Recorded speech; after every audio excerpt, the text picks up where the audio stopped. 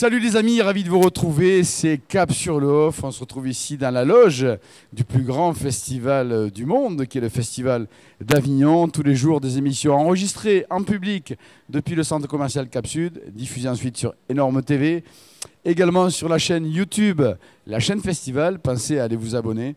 Et tout de suite maintenant, un live Facebook. Dans quelques instants, les premiers invités d'une superbe émission. Ni Brel ni Barbara, mais Mario et Laurent. Allez, c'était pour la plaisanterie. On va retrouver Mario et Laurent qu'on avait à l'instant, qui sont restés près de moi pour parler de ce spectacle qui s'appelle Ni Brel ni Barbara, musical, vous vous en doutez, mais pas que. Bonjour, rebonjour. Bonjour Stéphane, rebonjour, oui. Merci d'être resté pour parler de ce spectacle. Je disais, c'est vrai, évidemment, quand on parle de Brel et de Barbara, on passe à un spectacle musical. Tout à l'heure, on évoquait un spectacle qui était essentiellement musical. Celui-là n'est pas que musical. Il y a aussi une part phrasée, théâtralisée importante. Exactement. En fait, c'est l'histoire de deux artistes qui sont en train de rendre hommage ou de créer un hommage à Brel et Barbara, les deux artistes qu'ils aiment. Et ils sont en train de répéter les chansons, d'apprendre par cœur les textes et tout ça. Et très vite, ils se rendent compte qu'ils n'ont pas du tout la même vision de cet hommage. Parce qu'il y a un qui veut absolument imiter Barbara, qui veut se costumer, qui veut imiter la voix, les gestes et tout. Et qui essaye de convaincre l'autre, donc Laurent, d'être Brel. Mais lui, il ne veut pas du tout. Il dit, on peut bien les chanter, mais il faut être nous. On est là aujourd'hui avec notre voix, avec notre identité, et ainsi de suite. Et du coup, naît un débat théâtral autour de cette question de la limite entre l'imitation et la création. Et tout ça à travers les grandes chansons de Brel et Barbara. Alors évidemment, on se doute que bon, outre le fait qu'il y ait une influence au niveau de l'inspiration, évidemment, vous êtes certainement un fan de Brel et Barbara, comme beaucoup qui aiment ça. Donc il y a cette idée certainement de le faire vivre. La manière dont vous abordez le spectacle avec ce dilemme entre vous, entre celui qui veut purement imiter, celui qui veut garder sa signature, c'est aussi une manière d'aborder Brel et Barbara sous un autre angle, de les voir un petit peu différemment que ce qu'on connaît. Bien sûr, parce que ce que pas tout le monde sait, que les deux, ils avaient une très forte amitié. Ils ont travaillé ensemble sur un film, notamment qui s'appelait Franz. Mais c'est aussi Brel qui a soutenu Barbara au début de créer ses propres chansons, parce qu'elle chantait les autres. Elle chantait notamment Brassens et elle chantait Brel. Et elle n'osait pas se montrer avec ses propres chansons. Donc, elle reprenait aussi les autres. Et c'est Brel un jour qui lui a dit, chante tes chansons, chante quand dis quand reviendras-tu, qu'elle lui avait montré, et tu feras ta carrière aussi. Et du coup, gentiment, à l'Écluse à Paris, elle s'est lancée, et il y a plein de liens d'amitié que nous, à force de travailler sur ces deux personnages et de faire des recherches, on a remarqué qu'en fait, il y a plein de liens parallèles de notre amitié aussi.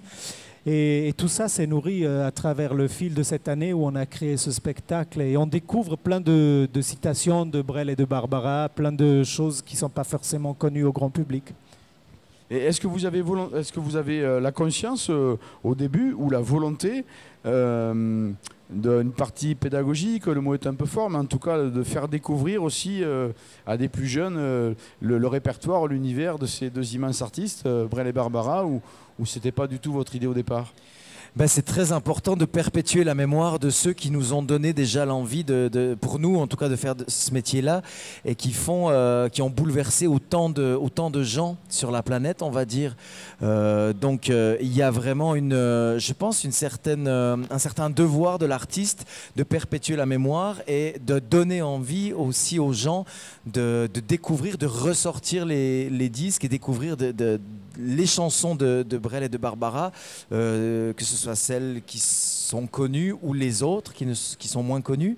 Après, on n'a pas la prétention d'y arriver forcément, mais en tout cas, dans tous les retours qu'on a eus, effectivement, que ce soit nos générations et la génération de nos parents et les générations plus jeunes, chacun a envie de ressortir les disques de Brel et de Barbara. Et pour nous, c'est une vraie réussite parce qu'on se veut de les mettre en avant, tout en expliquant qu'on doit garder notre identité d'artiste et que c'est à nous aujourd'hui d'écrire la suite, de laisser une trace aussi, quelle qu'elle soit, sans avoir la prétention que ce soit la même que ces deux grands artistes de la chanson française.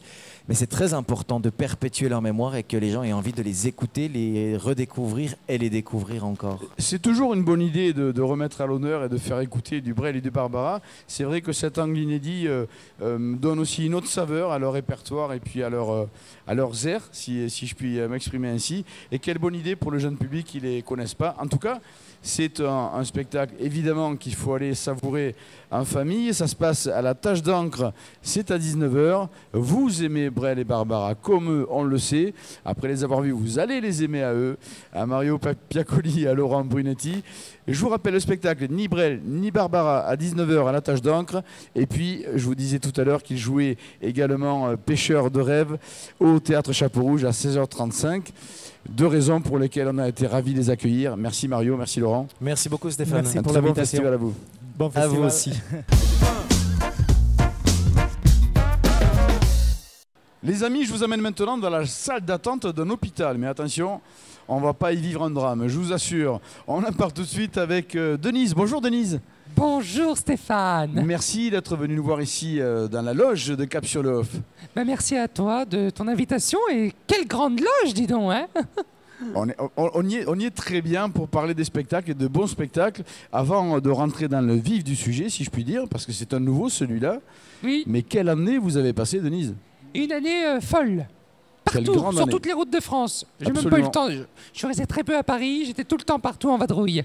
On ne peut pas ne pas en avoir les échos. Je sais que c'est une belle année de succès que vous avez eue. Et vous êtes là au Festival d'Avignon avec ce nouveau spectacle qui se passe dans la salle d'attente d'un hôpital. Donc. C'est ça, complètement. Je transforme la salle de spectacle en salle d'attente et on va tous patienter ensemble en attendant le médecin. Docteur Fabrice, un petit gynécologue qui a une particularité, mais je ne peux pas vous en parler là. Il faut venir voir le spectacle. Ça, il faudra le savoir dans le spectacle. Alors, c'est vrai qu'on retrouve l'essence de votre talent, si je puis dire, de ce que vous choisissez de défendre en tant qu'artiste. C'est évidemment tout ce qui est superficiel dans ce monde. Et par votre personnalité qui paraît légère comme ça, vous faites voler en éclat un petit peu tout ce qui est embêtant dans la société pour retrouver les vraies valeurs. Mais c'est ça, complètement. Et puis aussi tout le rapport hommes et femmes. Et puis aussi des parties un peu plus avec du fond. Alors je porte porte-drapeau, mais je déclare et je défends des choses qui me tiennent à cœur. J'ai bien senti que vous tentiez de ramener en avant les vraies valeurs, voilà, et puis C'est ça, ne pas complètement. s'embêter de tout ce qui est superficiel, de ce qui ennuie dans la vie, c'est ça. Hein. Oui, complètement. Et il faut... on passe 1h15 où on parle de tout ça. Je montre aux gens que voilà, la vie est un peu superficielle et qu'il faut qu'on passe à autre chose et qu'on soit fier de ce qu'on est, de nos différences.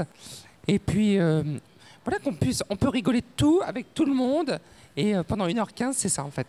Alors c'est vrai que c'est intéressant, c'est intelligent de trouver une base qui repose sur le fond, sur des choses sur lesquelles vous êtes sensible, etc. Malgré tout, ça reste de la vraie comédie, on est là pour se marrer Ah, mais avant tout. Complètement, on rigole à fond. C'est interactif, il y a de l'improvisation. Je joue sur scène comme je joue dans la salle. Je prends à partie le public, toujours très sympathiquement. Je vais les voir, je les touche, on s'embrasse. C'est un spectacle où il y a tous les sens, tu vois. Vous touchez les spectateurs. Ah mais pareil, bien sûr, je leur saute dessus. Mon Dieu. Ah oui, c'est ce qu'ils disent. Mon Dieu, puis alors ils montent aussi sur scène. Apparemment, ils adorent ça de toute façon. Ah puisque bah, ils aiment les ça parce retours qu'ils en sont demandent. excellents, bien sûr. Et c'est vrai que c'est frais, comme vous, c'est frais, ça fait du bien. Ah. On est là pour se détendre et rire avant tout. Et si on peut participer au spectacle, en tout cas, c'est ce que fait le public. Eh ben, c'est ce qu'on fait. On le fait Palace. participer en tous les cas. Au Palace, 20h40, Alors, tous les soirs. Denise est-elle réellement incontrôlable? Ah ben ça oui. Oui, il faut venir voir le show, tu vas voir. Dès que le spectacle commence, on ne sait pas ce qui va se passer. C'est la surprise. Tous Mon les Dieu. soirs, c'est différent. Alors, ce qui est sûr et ce qui n'est pas différent tous les soirs, c'est que c'est une vraie comédie où vraiment on rit beaucoup. Vous l'avez compris, c'est interactif. Denise est un personnage terriblement frais, attachant, convivial. Déjanté et aussi. puis, Hein. drôle et évidemment déjanté. Mais ça fait du bien de bousculer un petit peu le Mais quotidien. bien sûr, des uns et des autres. il faut se... Moi, j'aime bien débrider un petit peu les gens et tout ça. Et puis, il faut rentrer dans le truc, quoi. Hein. Voilà, il faut aller voir ce qui se passe en dessous. Un spectacle familial, les enfants se Ah, mais marrent pour aussi. tout public. Voilà, ben, les enfants, ils rentrent mineurs, ils ressortent majeurs du spectacle. Alors, je vais te dire... Mon Dieu, voilà. Pour voilà, une comme prise ça, c'est dit. de Hein. maturité. Non, mais sérieusement, c'est vrai qu'on informe les téléspectateurs sur les spectacles. Il y a un âge pour... Nous, pour on adhérer conseille au à partir de spectacle ou 12 ans. À partir de 12 12 ans, ans, les voilà. enfants. Bon, après, il y a beaucoup de choses qu'ils ne comprennent Pour- pas. Je laisse aux parents de leur expliquer à la fin. Mais... Alors, les enfants peuvent y aller à tout âge, simplement. Les enfants auront peut-être des choses à expliquer à la sortie du spectacle à leurs enfants. beaucoup de choses à expliquer. Rien de grave, je connais très bien Denise, vous pouvez y aller en nombre et en famille. C'est au Palace à 20h40, ça s'appelle Denise. Elle est incontrôlable, mais vous ne risquez rien à part de rire beaucoup. Au Palace à 20h40, Denise. Merci beaucoup, toujours un plaisir de vous accueillir ici. Merci Stéphane. Bon Merci, festival. merci. J'adore comme vous ce festival d'Avignon, immense festival, le plus grand du monde, où il y a une offre extraordinaire de spectacles.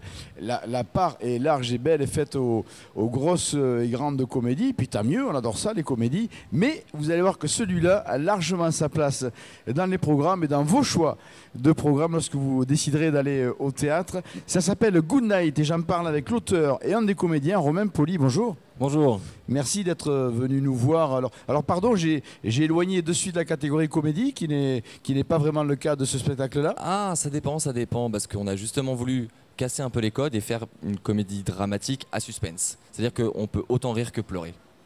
D'accord. Alors, parce qu'effectivement, ça démarre quand même par Ah oui. un cambriolage avec quelqu'un qui, Exactement. a priori, est méchant, en tout cas tel qu'on l'imagine au début, et donc qui cambriole, qui rentre dans une maison habitée par une jeune femme seule, avec qui vous partagez la scène et l'histoire. Exactement, Nouritza Emmanuelian. Et finalement terrifiée, elle a réussi malgré tout à le neutraliser. Voilà, parce qu'elle est armée. Elle est armée, et oui. Bon, évidemment, c'est de la fiction, donc voilà, mais on accepte qu'elle est armée. Et terrifiée, donc elle va le neutraliser, l'attacher à un lit. Et finalement, c'est elle qui va le prendre en otage.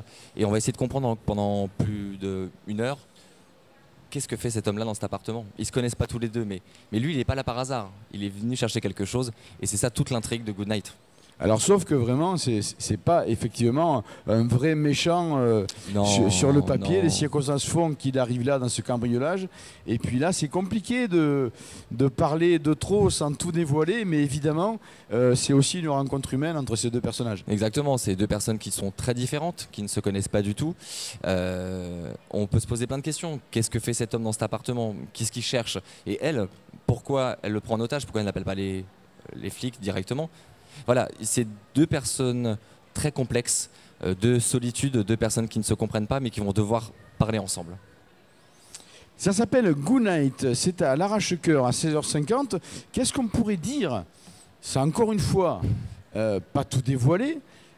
Pour que les spectateurs comprennent bien qu'il faut venir voir ce spectacle, est-ce qu'ils peuvent se retrouver, eux, par rapport aux sentiments qui naissent et qui sont mis en avant? Ah, tout à fait, c'est très marrant parce que les gens souvent, donc, quand il y a deux personnages sur scène, les gens vont souvent choisir le camp de soit la jeune femme, soit le jeune homme. Et c'est très drôle parce que personne n'est d'accord en sortant du spectacle. Chacun a vu sa vision du spectacle. Et ce qui est encore plus... Et on peut pas trop en dire, c'est là où c'est compliqué parce que c'est ça le problème avec les pièces à suspense.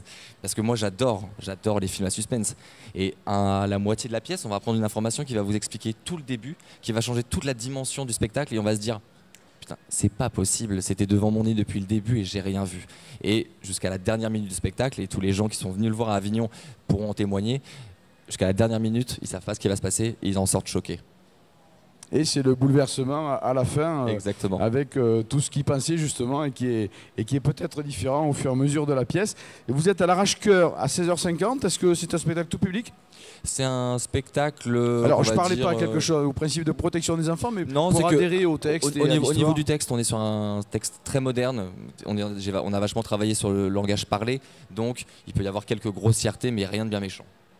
Alors n'oubliez pas qu'on rit aussi dans ce spectacle-là, même si voilà, l'essence du spectacle n'est pas le rire, en tout cas le rire est présent aussi. L'intrigue, le suspense, ben, vous avez compris, c'est ce qui caractérise la pièce qui s'appelle Good Night. C'est à l'Arrache-Cœur à 16h50. Vous partagez la scène avec Nouritza Emmanuelian et à la mise en scène Guillaume Mélanie. À l'écriture et à la comédie, Romain Poli, qu'on a été ravis de recevoir ici. L'Arrache-Cœur, 16h50, s'appelle Good Night. Merci, très bon festival à vous. Merci beaucoup pour l'invitation, merci. Mozart et Beethoven, bien non, ils ne sont pas là évidemment. Encore que, on va quand même en parler, en tout cas peut-être les faire vivre un petit peu. Le spectacle s'appelle Mozart et Beethoven, dialogue imaginaire. Pour en parler, je reçois Grégoire Aubert, Roland Ducolon. On saluera Benjamin Civil qui a d'autres obligations, mais merci à vous deux d'être venus parler de ce spectacle. Je disais en plaisantant, évidemment, Mozart et Beethoven, c'est déjà une époque qui est bien ancienne, mais quelle bonne idée de les ramener ici à Avignon au mois de juillet. Je trouve que c'est plutôt une bonne idée. Globalement, oui, de toute façon. Et ce qu'on peut dire, c'est que la rencontre qui n'a jamais eu lieu historiquement est complètement inédite aussi sur scène. C'est la première année et que ce texte-là, mais a priori de mémoire théâtrale, c'est la première fois qu'on les retrouve sur scène. Je pense que musicalement, ça a déjà été fait, mais théâtralement, non. Voilà. Et le moyen que vous avez trouvé, c'est d'imaginer une relation épistolaire entre les deux compositeurs, c'est ça qui... Pas tout à fait, je parle, je suis désolé. Comme d'habitude. Effectivement, le texte est émaillé on va dire, de propos qui ont été tenus soit par l'un, soit par l'autre. Voilà, toujours des propos vérifiés, issus de témoignages ou de faits historiques, parce qu'il y a quand même un vrai travail de dialoguiste et d'écrivain, d'auteur en tout cas derrière le texte. Mais il n'y a aucune fausse information qui est donnée. C'est vraiment, on part de vérités historiques, mais c'est évidemment romancé, puisque la rencontre n'ayant jamais eu lieu et que nous on les fait se rencontrer, s'affronter même, comme à l'instant. Voilà.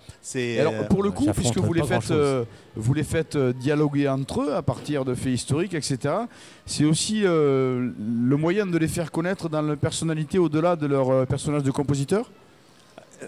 Ce qui a intéressé l'auteur, je te laisse la parole tout de suite, c'est que c'est vraiment l'humain, l'homme derrière l'œuvre et le génie et la musique. Qui est le parti pris, vraiment le premier parti pris de ce spectacle. Alors, donc on les découvre effectivement. Autant qu'on puisse le faire avec des personnages qui sont décédés il y a longtemps, c'est quelque part on fait leur connaissance dans le spectacle. On fait leur connaissance, la connaissance avec leur passion aussi, parce que c'est deux passionnés de musique dont on parle. Et deux passionnés, mais pas avec la même vue de la musique. Voilà. Mozart était assez libre dans son comportement, mais on se rend compte que dans sa musique, il a peut-être été beaucoup moins libre. Alors c'est intéressant que vous parliez de la musique parce qu'elle est présente dans le spectacle, la musique. Justement, vous citiez le troisième larron, Benjamin Civil. Il a fait tout un design sonore à partir, bien sûr, beaucoup des morceaux de Mozart ou de Beethoven. La musique est très présente, mais ça reste un spectacle de théâtre. C'est une joute oratoire entre deux génies, on va dire deux monstres sacrés, mais ce n'est en rien un concert qui serait maquillé vaguement en forme de théâtre. Et ce n'est pas une thèse non plus sur la musique, l'art, etc. C'est un spectacle très très vivant. C'est vraiment pour rencontrer, faire connaissance les deux immenses compositeurs que tout le monde connaît finalement, au travers des œuvres les plus prestigieuses, mais la rencontre en tant que personne, elle se passe vraiment dans le spectacle. Oui, et on voit aussi à travers la musique qui est là pour illustrer, accompagner, on comprend ce qu'ils ont voulu dire dans leur musique par certaines démonstrations. Je crois que tous les personnages historiques qui ont marqué le temps d'une manière ou d'une autre sont intéressants à rencontrer et à connaître et à découvrir, à redécouvrir pour ceux qui les connaissent bien. C'est bien, si on aime la musique, si on aime Mozart et Beethoven, c'est pas forcément indispensable, ce sont vraiment deux personnages qui ont vraiment marqué le temps par leur talent qu'il est intéressant de découvrir leur de toute façon. Mais c'est même au-delà, parce qu'on parle de musique classique d'ailleurs. Ce qui est classique, c'est quasi universel forcément, et c'est vraiment ce que l'on prouve. Un pleur de bébé est aussi assez universel. Ah bien on est en public, donc ce sont des choses qui arrivent. C'est une autre musique. Et puis la musique classique aussi, c'est une base. On voit maintenant dans la musique populaire, dans le rap aussi, il y a beaucoup de samples de musique classique qui sont utilisés, quoi. Bien sûr, donc, ce que je voulais dire, c'est qu'il ne fallait pas être obligatoirement aficionados de Mozart et de Beethoven pour venir voir le spectacle. C'est un spectacle de théâtre qui parle de deux personnages historiques, donc très très intéressant à découvrir, et ça reste un très beau spectacle de théâtre avant tout. Mais on l'espère. Jusqu'ici, les critiques et surtout le public qui ressort de là, qui nous réserve une belle ovation, confirment qu'ils ont a priori vu un beau spectacle de théâtre. C'est bien sûr notre ambition, mais plus le côté contemporain et le côté même universel du spectacle, c'est parce qu'ils parlent de l'art et ils questionnent sur la place de l'art dans la société. Et je crois que ça, c'est complètement universel, ça touche toutes les générations. Ce n'est pas que pour quelques initiés qui seraient passionnés par Mozart ou par Beethoven ou par les deux. Ça s'adresse à tout le monde et ça reste un spectacle très accessible, je dirais populaire dans le bon sens du terme. Absolument. Même si c'est très écrit et ça reste très très vivant et tout le monde comprend très bien voilà, ce qui se passe. accessible à tout le monde, Bien pas sûr. forcément élitiste, bien au contraire. Il faut justement, c'est ce que vous faites d'ailleurs, de rendre les personnages populaires au travers du spectacle. Alors, ce que je vous propose, moi, c'est d'aller boire un pacalo vers 11h30, 11h45 du côté du Grand Pavois. Comme ça, à midi, vous êtes à Mozart, Beethoven, le dialogue imaginaire. Vous vous régalez, vous allez manger une petite salade après, le temps de réfléchir à quoi aller voir après. Parfait. C'est parfait la comme meilleure timing, idée. ça. C'est au Grand Pavois, c'est à midi. Ça s'appelle Mozart, Beethoven, le dialogue imaginaire. Et je vous propose d'y aller, bien évidemment, nombreux. Merci Grégoire, merci Ronan. Merci. Nos amitiés à Benjamin. Et je voulais juste te dire que le public peut avoir énormément de chance, c'est celle de toucher Mozart. Voilà. Voir Beethoven s'ils le veulent, mais il paraît qu'il est moins affriolant. Un bon moment à passer au Grand Pavois. Midi, Mozart, Beethoven, le dialogue imaginaire. Merci, merci, merci. Merci. Merci à toi. L'histoire de France, les amis, est quelque chose de très important, de primordial même. Il est essentiel de savoir sur quel socle on repose pour pouvoir s'élever.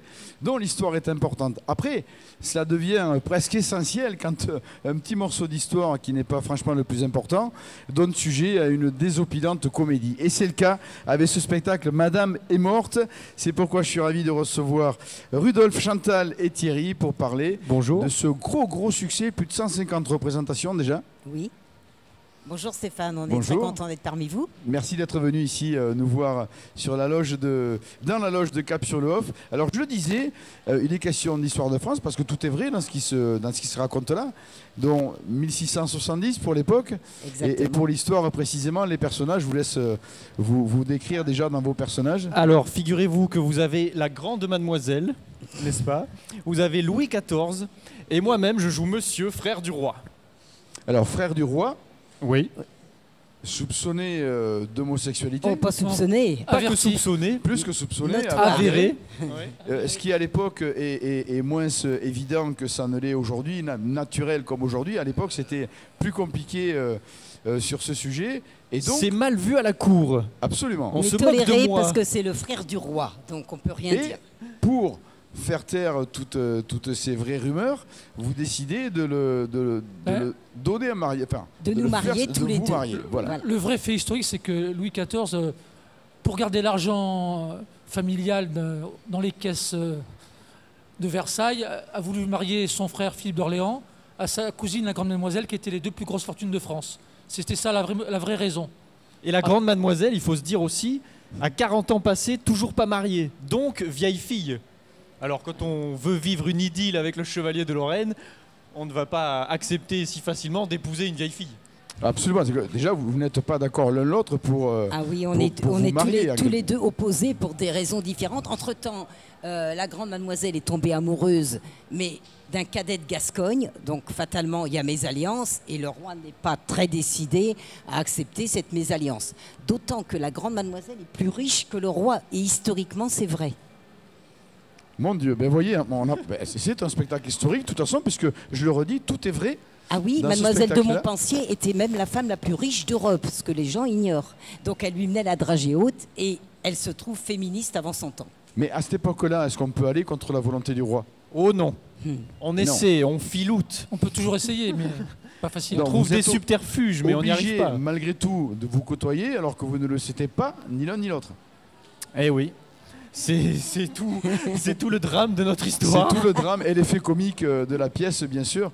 Et ça, c'est assez inédit de voir une comédie comme ça qui s'appuie, parce qu'au départ, dans les faits, c'est pas forcément drôle quand on lit l'histoire de ce passage de l'histoire de France. Vous en faites une comédie ou c'est déjà Non, oui, c'est mais drôle c'est- parce que Michel M, c'est un auteur qui quand même joue avec les mots.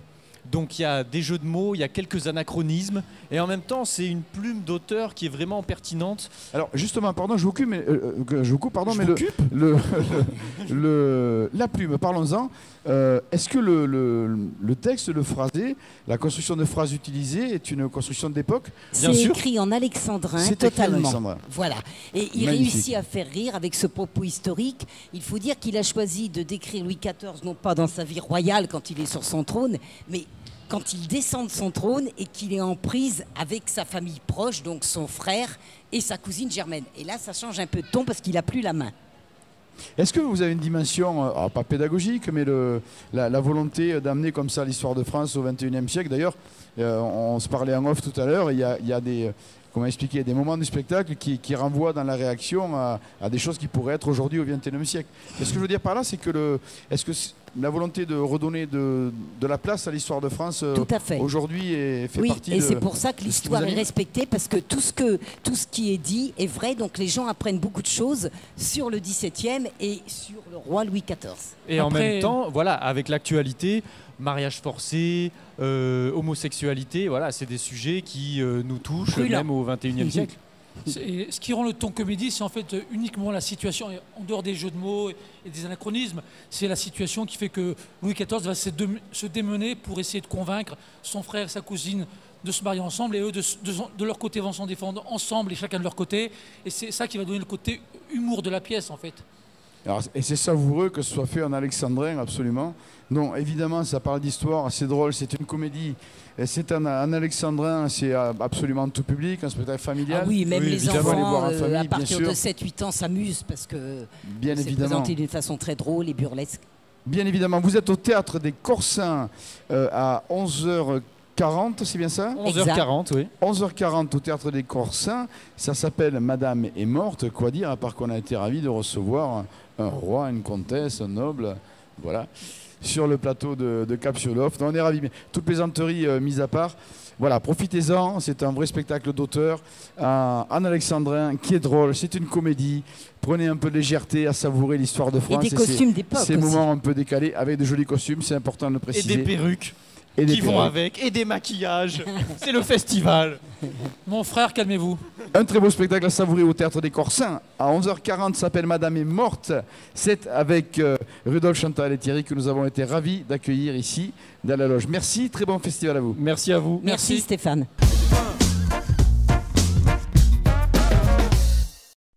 Voulez-vous tous savoir sur le secret de Sherlock Holmes? En tout cas, c'est le titre du spectacle. Et les comédiens sont avec moi. L'auteur est même avec moi. Christophe, auteur et comédien. Xavier, Laura, Hervé, Manu, bonjour, bienvenue. Salut à toi Stéphane. Je voudrais avant tout vous remercier d'être venu en tenue. Vous êtes magnifique. On est ravis, flattés que vous ayez gardé les costumes pour venir nous voir ici dans la loge de Capsulov. Merci. C'est la moindre des choses. Nous Mais parler. sur scène, il y a encore d'autres costumes. Encore Là, on est d'autres venu en costumes. costume d'été. Voilà. Le soir, c'est londonien. Magnifique. Donc on retrouve en tout cas les costumes, les comédiens et le spectacle au Théâtre Notre-Dame. Alors parlons-en, le secret de Sherlock Holmes. Alors c'est évidemment une histoire policière quand on parle d'Holmes, mais c'est l'histoire de policière qui va donner départ à la collaboration qu'on connaît entre Watson et Holmes. Exactement. À travers, enfin, l'histoire commence par un meurtre sur les docks londoniens. Et tout de suite, on va passer à la morgue où Watson et notre cher Sherlock Holmes vont se rencontrer et travailler ensemble pour essayer d'élucider ce mystère. Et ils seront accompagnés de l'inspecteur Lestrade. Alors on va enchaîner les scènes de comédie, les scènes un petit peu plus de suspense. Alors j'allais le souligner parce que c'est vrai, Sherlock Holmes, suspense bien sûr, mais là c'est une vraie comédie. Ah, avant tout, c'est une comédie, oui. Mais le spectacle, je dirais, c'est un mélange des genres. Mélange de genres, on va passer de la comédie à la comédie sentimentale ou romantique, après presque au film noir, au film de KPDP, parce qu'il y a des duels, des combats, des coups de feu. Enfin voilà, il y en a pour tous les goûts et pour tous les âges, et je pense qu'il n'y a pas un moment où le public s'ennuie. Nous, c'est un vrai divertissement populaire. Mais ça reste une comédie avant tout, oui. Alors si le public s'amuse déjà autant que vous semblez vous amuser à jouer ce spectacle, c'est un grand plaisir, j'ai l'impression. Je l'ai vu en vous voyant arriver, vous êtes extrêmement joyeux. voire, comment expliquer, un peu espiègle. Voilà, l'espiègle, absolument. ouais. Absolument. C'est coquin, c'est très coquin. En Non, tout mais cas, c'est vrai, et là là encore, on est une sage. troupe et on aime l'idée de troupe et on s'entend tous merveilleusement bien. Donc ça se ressent sur scène. On a du plaisir à monter sur scène ensemble et à boire un coup ensemble après le spectacle. L'occasion pour les enfants de découvrir Sherlock Holmes aussi, pour les plus jeunes qui sont arrivés il y a peu d'années, c'est l'occasion de découvrir. Évidemment, on connaît, nous, il y a encore des films, des spectacles, bien sûr, Oui. mais en tout cas, ce départ-là avec la rencontre avec Watson, c'est une bonne occasion pour les familles, les enfants, de venir découvrir ce personnage incroyable. En plus, il y a un truc, donc non seulement il y a la rencontre entre Watson, mais il y a aussi le secret, parce que l'important dans ce Sherlock Holmes, c'est le secret de Sherlock Holmes. Mais j'en ai pas parlé pour pas tout dévoiler. Ah, Ah surtout ouais. pas. Hein, puisqu'il faut aller voir le spectacle. Bah, c'est la en même meilleure temps, des- je peux vous le dire simple. Vous l'aurez compris, eux s'amusent, vous vous amuserez beaucoup, évidemment, à aller savourer ce spectacle drôle, délicieux, avec ce personnage incroyable dont c'est si agréable de reparler à l'occasion de ce Festival d'Avignon pour cette création qui s'appelle Le secret de Sherlock Holmes. C'est au Théâtre Notre-Dame à 20h15. Regardez-les, franchement, ils donnent envie de voir le spectacle, non? Ouais, il y a intérêt. Merci N'hésitez d'être pas. venu À très vite. à la loge. Merci Très à bon toi. festival. À bientôt les Ciao, petits. ciao. Merci Stéphane.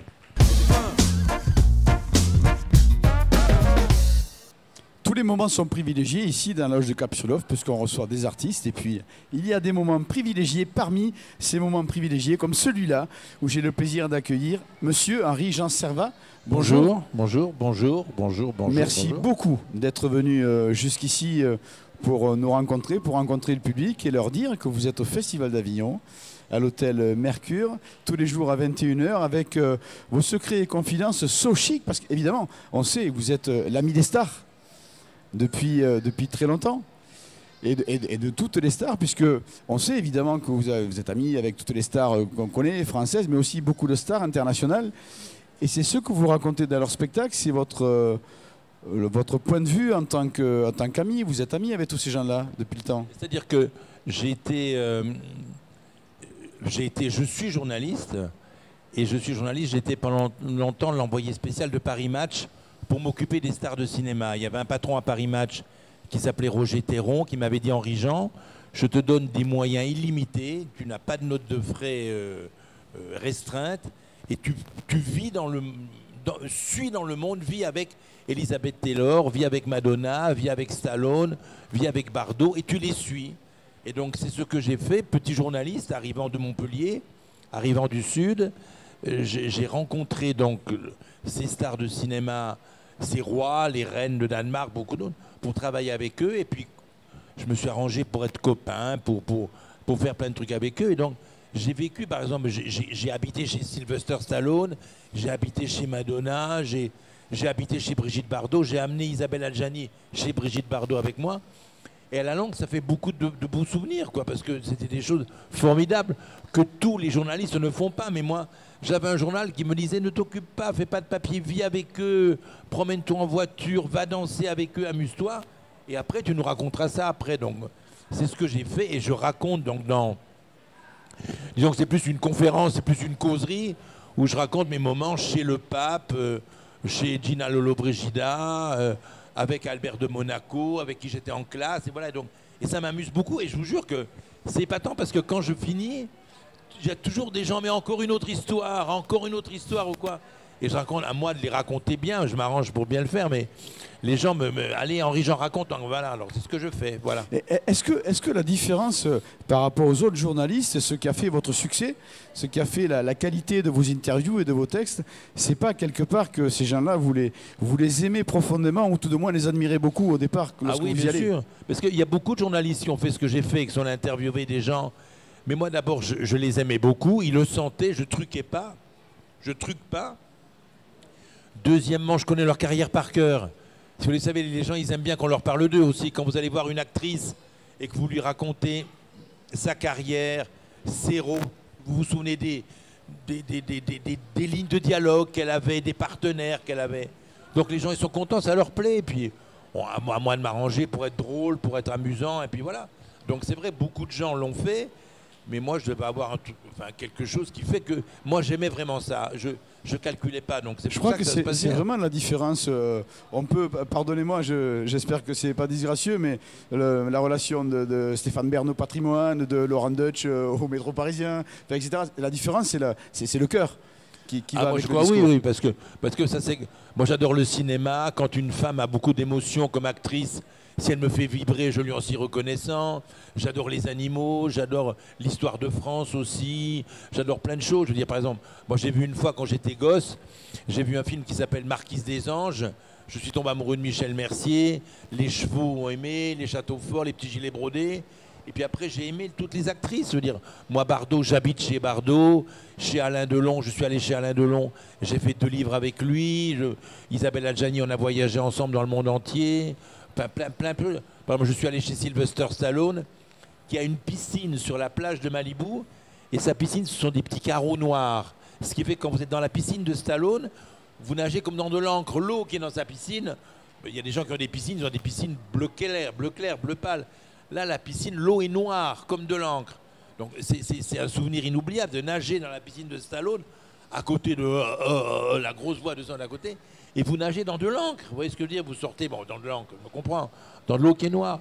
Donc, je suis allé chez Pavarotti, je me suis baigné avec Pavarotti. J'ai fait... Parce que la chance que j'avais, c'est que Paris Match était le plus grand magazine du monde. On aimait ou on n'aimait pas, mais c'est un genre de magazine qu'on aimait beaucoup. Et moi, je travaillais pour eux, donc... toutes les stars du monde voulaient être dans Paris Match. Donc elles m'ouvraient leurs portes, elles m'ouvraient leurs bras, elles m'invitaient à dormir, à faire des reportages épatants. Donc c'est ce que j'ai fait. Et je vous garantis, je ne dis pas ça parce que bon, on me croit ou on ne me croit pas, mais quand j'ai fini de raconter mes histoires, j'ai plein de gens qui viennent. Henri Jean, encore une autre histoire. Je raconte Arlette Laguier, je suis allé chez Arlette Laguier en Rolls-Royce par exemple, ou quoi. Je raconte plein de trucs.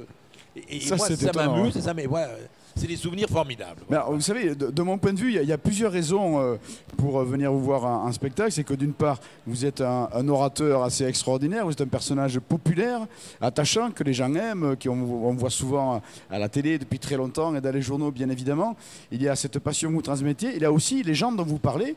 Il y en a certains qui sont disparus, il y en a certains qu'on voit beaucoup moins. Mais ce sont des gens dont on a plaisir à entendre parler et vous amenez votre angle de vue qui est différent puisque vous l'avez connu vous les connaissez dans l'intimité. Oui, mais Stéphane, pour plonger ce que vous dites, par exemple, je suis le journaliste qui a fait la dernière interview de Dalida. Il y a longtemps, c'est il y a 30 ans, l'interview de Dalida. J'étais petit journaliste à l'époque, mais j'ai fait la dernière interview de Dalida.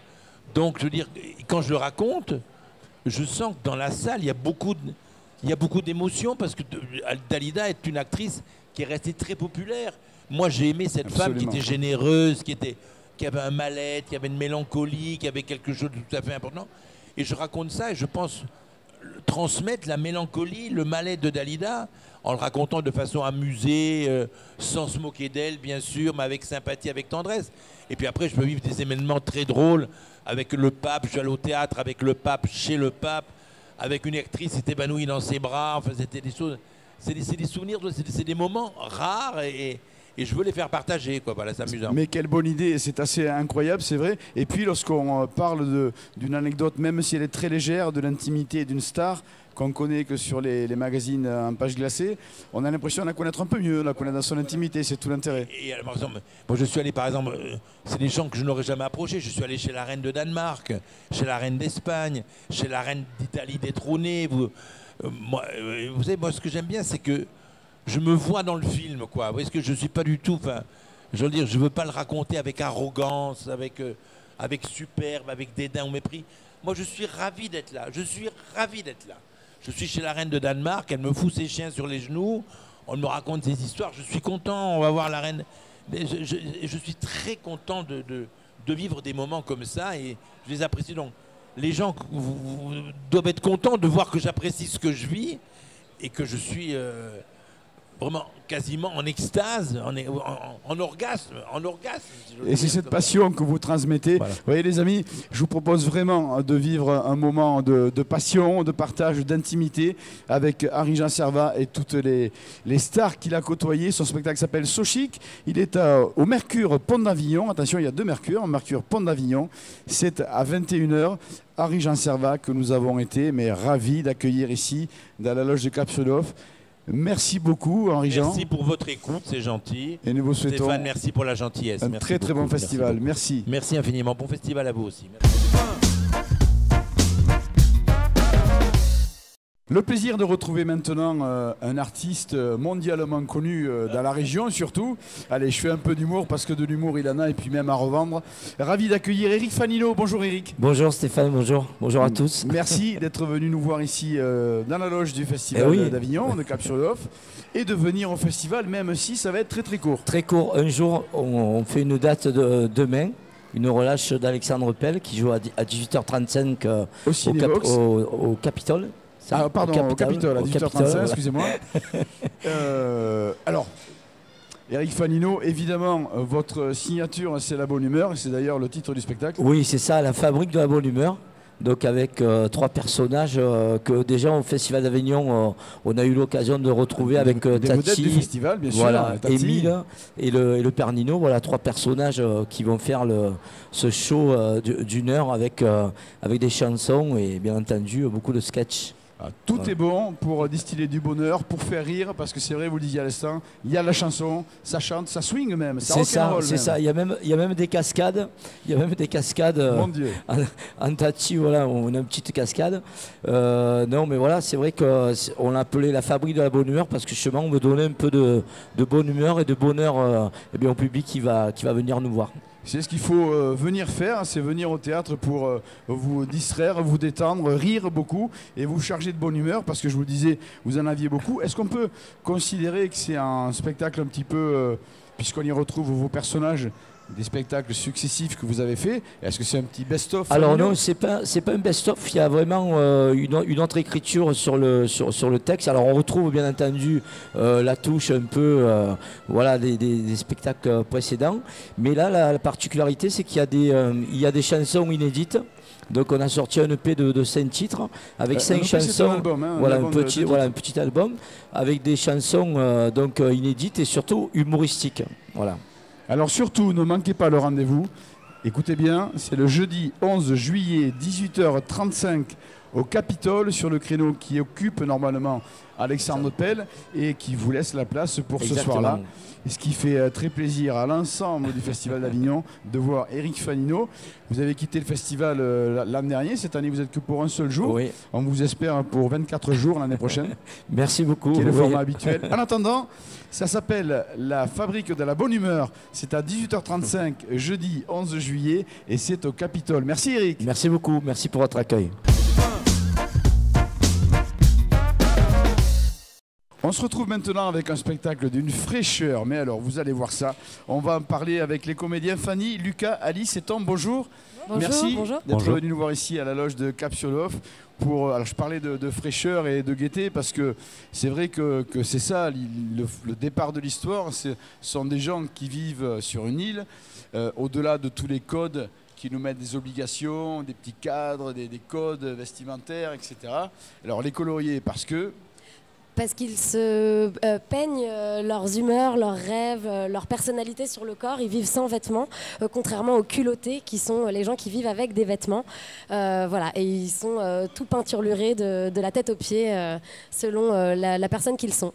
Alors l'histoire, c'est qu'il y a une de ces coloriers qui va, on va dire en France, qui rencontre un culotté, un personnage habillé, qui n'est pas le personnage le plus épanoui a priori à ce moment-là de sa vie. Effectivement, c'est plutôt un homme installé dans sa vie, un peu trop installé d'ailleurs, et il a perdu ce goût du jeu justement et ses rêves. Tout simplement. Alors cette colorier retourne sur son île et puis vous avez très envie de la retrouver parce que voilà, il naît à ce moment-là aussi une petite étincelle dans votre cœur. Une grosse étincelle.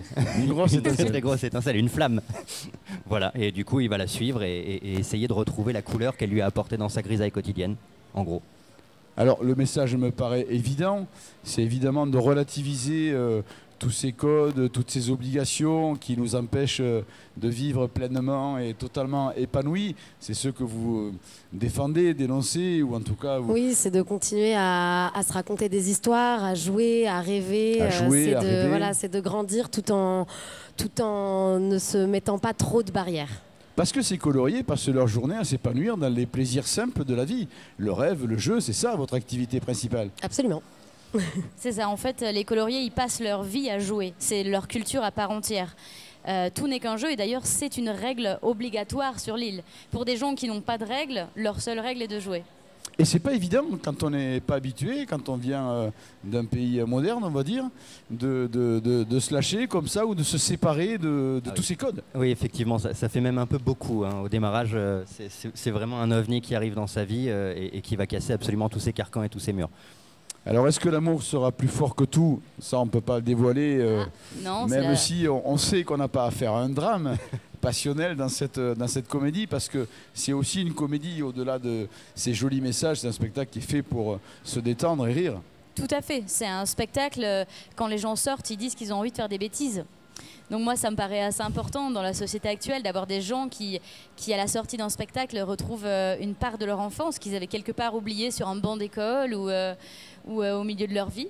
Absolument, c'est donc un spectacle familial qu'on peut aller voir en famille, bien au contraire.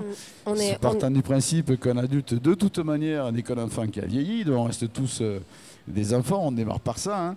Et puis après, c'est la société qui abîme un petit peu, et voilà, vous rappelez que la vie reste quelque chose de gai, de joli. De beau, de coloré, dont il faut profiter. De festif. Et on est 7 sur le plateau, on n'est pas une équipe entière, on est 7 sur le plateau, il y a des personnages complètement hauts en couleur qui ont chacun une personnalité hyper drôle et hyper joyeuse et festive. Voilà. 7 personnages pour cette fraîche et jolie comédie, pour distiller comme ça de la bonne humeur, de la relativité, de la joie de vivre, et puis surtout écoutez, rire tout simplement et savourer un joli spectacle qui est à la Factory Saltomasie à 20h30. C'est important de dire Saltomasie parce que c'est un petit peu séparé de la Factory géographiquement. Hein. Tout à fait, c'est pas la la salle Factory de Saltomasie, c'est à 20h30. Ça s'appelle Les Coloriers. Et je suis sûr que vous passerez un délicieux moment de rire et de fraîcheur avec ces comédiens dont on n'a qu'une partie ici. 7 sur scène, je rappelle, hein, c'est ça. Absolument. On a été ravis de vous accueillir. Un très beau festival et merci d'être au Festival d'Avignon. Merci. Merci beaucoup. De retour dans la loge de Cap-sur-l'Off avec une artiste à part, je dirais. Voilà, une artiste dont je suis fan parce que moi j'aime les artistes et puis j'aime la boxe aussi, j'aime les boxeuses. Alors on en parle tout de suite avec Ingrid Graziani. Bonjour. Bonjour. Merci d'être venue accompagnée de Cécile Elias, votre metteur en scène. Tout à fait. Exactement. Oui. Merci, c'est très agréable que vous accompagniez votre artiste pour cette émission et parler alors de votre parcours de vie qui est quand même, c'est vrai, qui mérite d'être raconté parce que championne d'Europe de boxe, championne du monde de boxe. Oui. Miss. Hein, puisque vous avez concouru pour le concours Miss France. Et c'est vrai que c'est déjà un peu moins facile dans la société d'être une femme. Quand on est boxeuse, ça l'est certainement encore moins. Et quand on est une boxeuse qui ensuite veut être Miss, alors j'imagine que ce n'était pas une ambition indétrônable d'être Miss, c'était le challenge de passer du sport à la grâce. Bon, alors ça vous posait aucun problème? Alors, ça ne me posait aucun problème parce qu'il faut venir voir mon spectacle pour savoir comment je me suis retrouvée à l'élection de Miss France. C'est assez rigolo. Et ça s'est fait un peu par hasard. Je suis du genre à pas beaucoup me poser de questions. En tous les cas, à l'époque, je m'en posais vraiment peu. Et quand j'avais envie de faire quelque chose, je le faisais. Et vous le faisiez bien. Et je le faisais bien. Bon, Miss France, j'ai pas gagné. Hein. J'ai voulu, comme je disais, révolutionner l'image d'une Miss France, une Miss France championne du monde de boxe. Je me suis dit, waouh. Mais non, je n'étais pas dans les 12 présélectionnées, du coup, les 12 plus belles, soi-disant. Hein.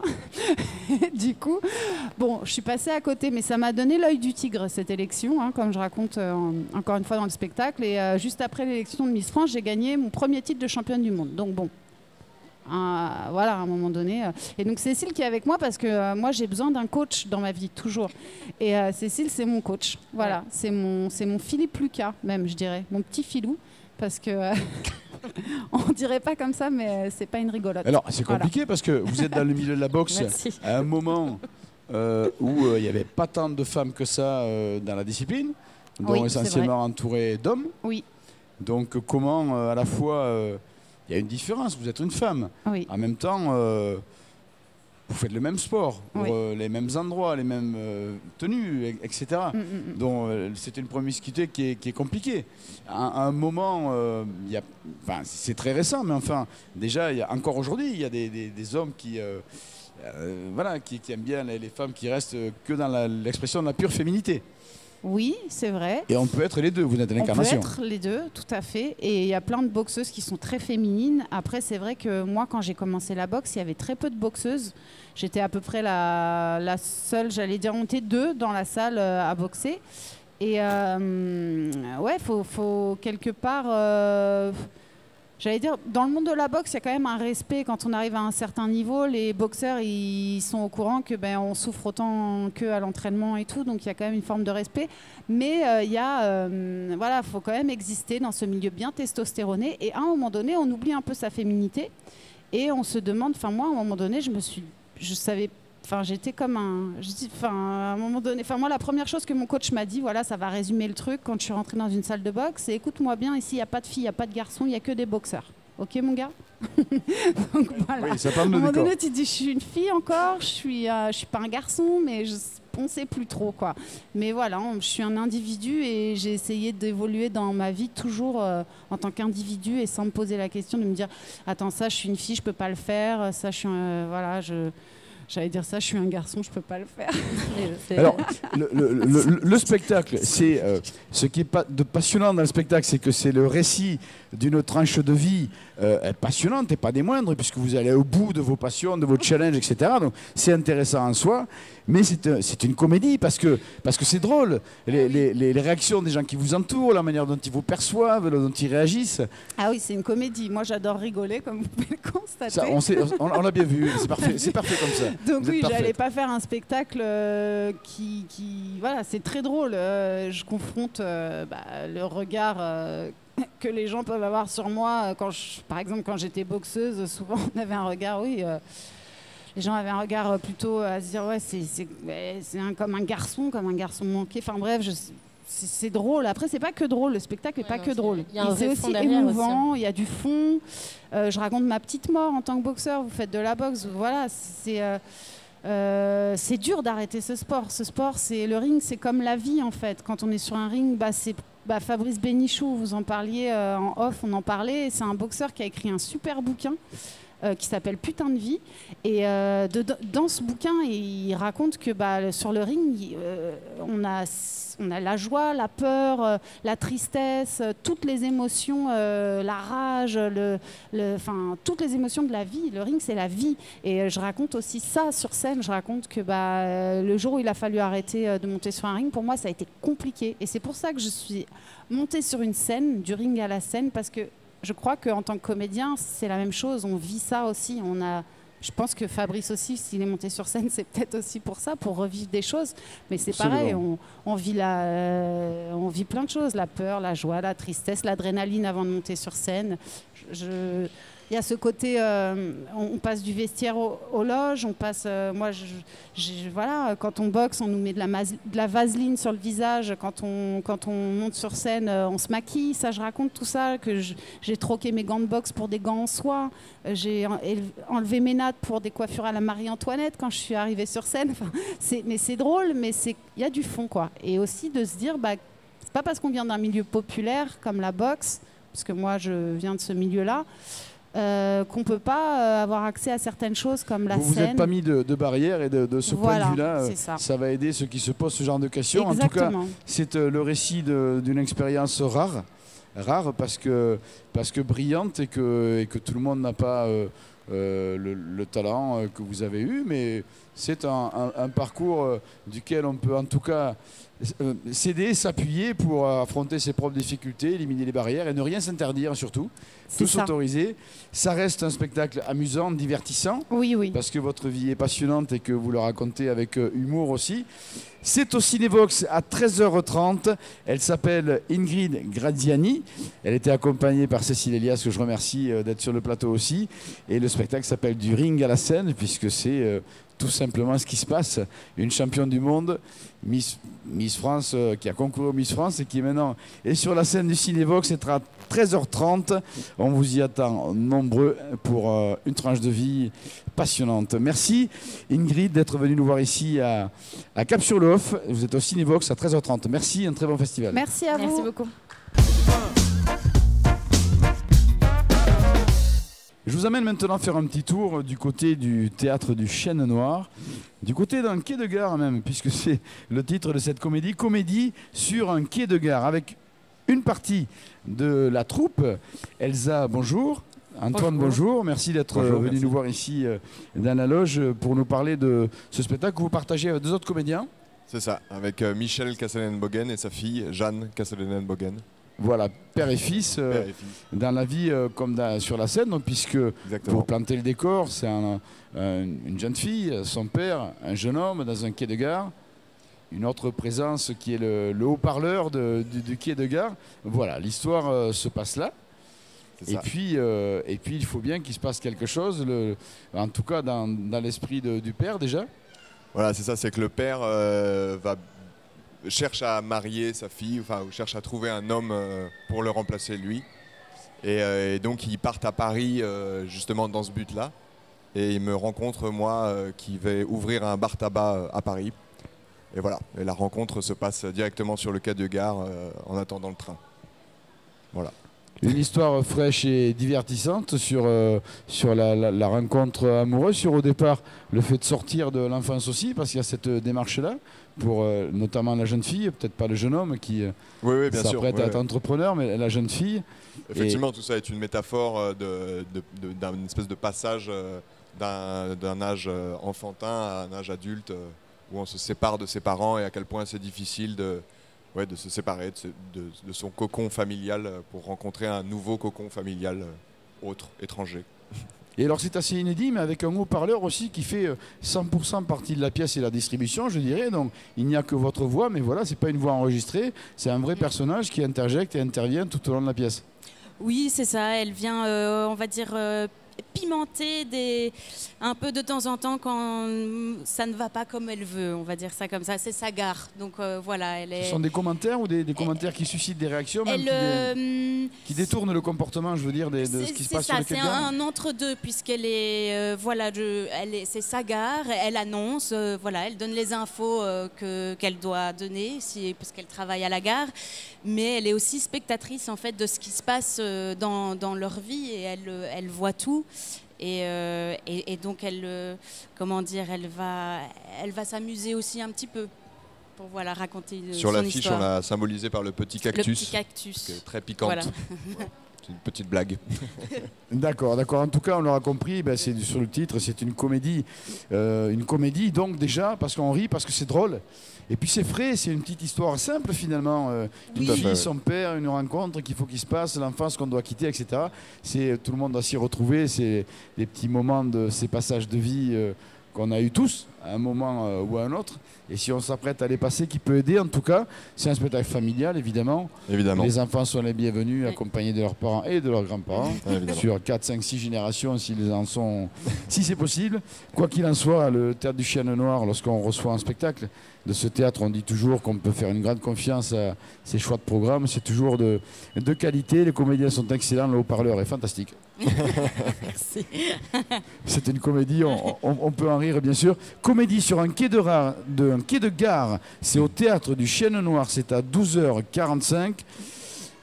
Si vous voulez vous divertir, un petit peu de fraîcheur, de rigolade, une belle grande comédie avec 4 personnages. C'est la comédie sur un quai de gare au Théâtre du Chêne Noir à 12h45. Merci beaucoup, on vous souhaite un très bon festival. Merci. Vous aussi.